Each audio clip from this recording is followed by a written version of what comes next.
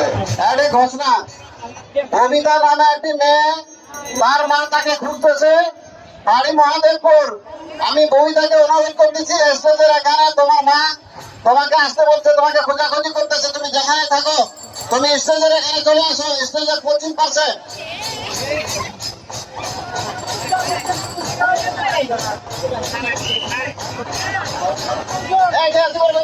যে নাচটি পরিবেশন করছে এই নাচের নাম হলো দাসাই নাচ।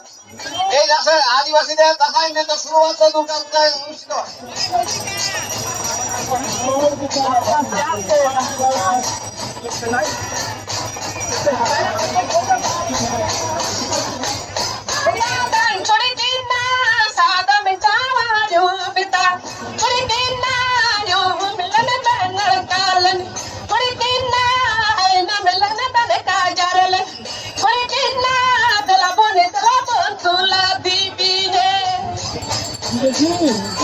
আমি মতিউর